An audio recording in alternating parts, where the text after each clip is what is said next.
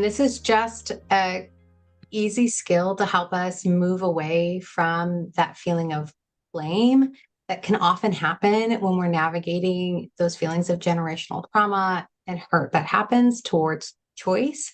And it really starts with sort of being able to name the context and act from a specific place. Really, and the first is that curiosity, that sort of curious why.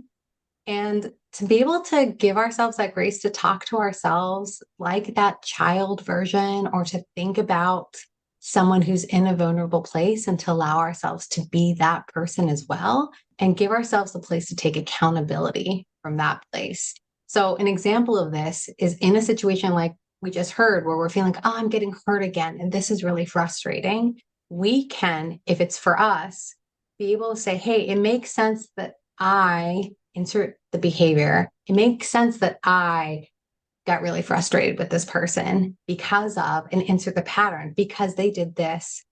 And I can take accountability by, you can insert whatever you're going to do. Because sometimes we'll act in certain ways, but you can also extend grace to the other person. It makes sense that my mom just shut down and stopped talking to me because when her mom got mad, she just wouldn't talk to her for a week. Right?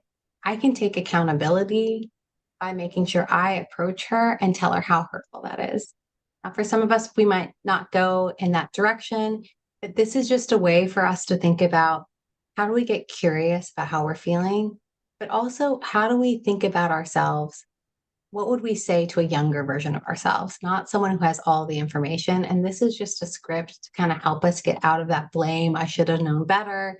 I should have been in this place, or they should have known better because they might not have had all the resources. And that's just a quick way to kind of help us get into that thinking cycle.